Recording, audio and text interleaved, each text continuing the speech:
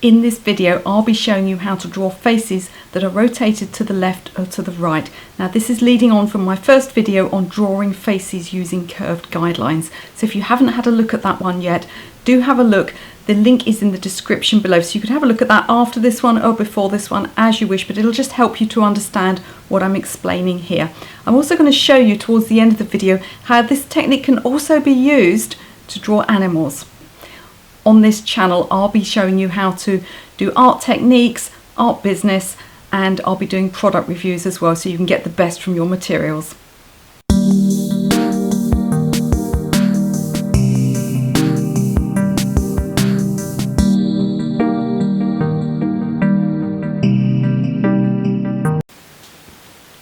Moving on from my first video about how to draw faces using curved guidelines, I'm now going to show you how to draw faces that are facing over to one side or the other side. So we're going to combine the techniques in the previous video with the ones in this video. Now when somebody looks to the side, what happens is you end up with the head not being circular or even oval in shape. What you end up with is one side of the face being slightly straighter and flatter like this. And obviously this is just a guideline. You would have, you know, it would go in by the eyes and out with the cheeks, and you can adjust all of that afterwards. But this is just to get your layout. And then what would happen is the other side would be longer and flatter, and you would actually see much more of sort of the back of the skull like this. The neck is going to change position too. So what's going to happen is that it's going to be slightly over to one side.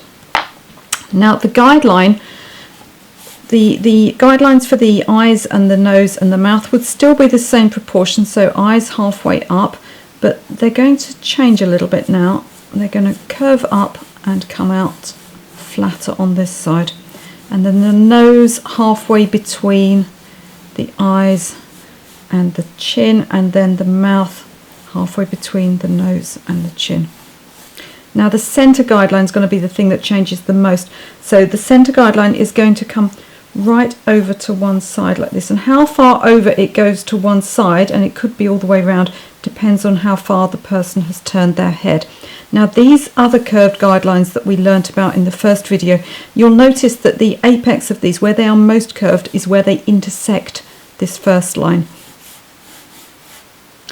So once I've got these lines in place, they can inform how I completely draw the rest of the face. So I've now got the line for the eyes, and I can put them in.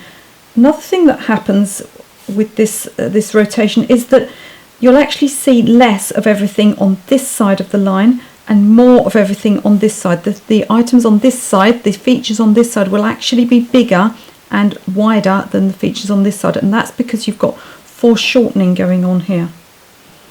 So the eye on this side, for example, will be more squashed up and slightly different in shape. So let's put some idea of some brows on there, and you'll often find that this brow comes round and leads almost straight into the nose. And you'll see more of the nostril on one side and probably very little on the other side. The same with the mouth, that center line. You're going to find that the mouth is formed around that center line, so the bow of the lips comes in this line here, and it won't be even, so you'll have more on this side and less on this side, and it'll be more squashed up and fatter here like this.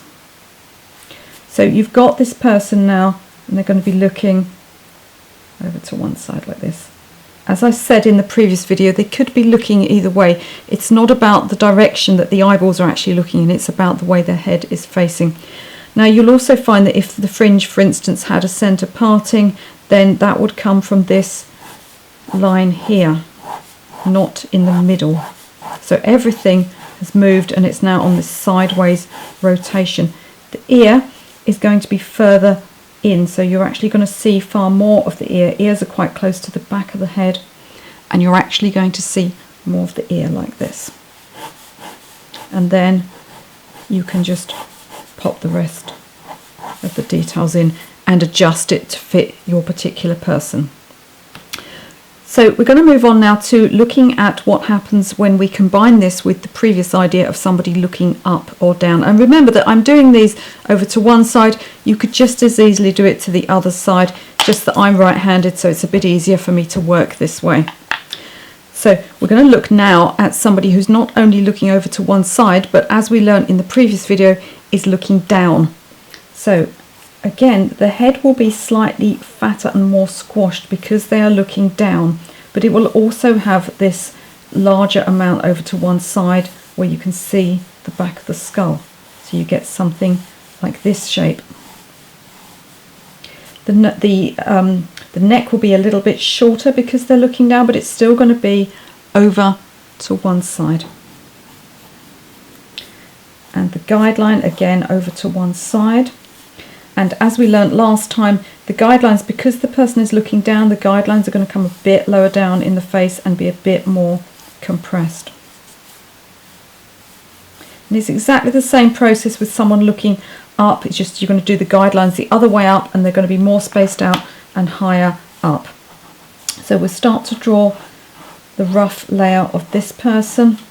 So we get the shape of the head in. So it's smaller, it's more compressed, it's squashed, but it's got more of that room over to one side on the back of the head. And then we've got the guidelines to work with. So the nose is going to form around that guideline, and so is the mouth. And so are the eyes, which are probably looking down slightly.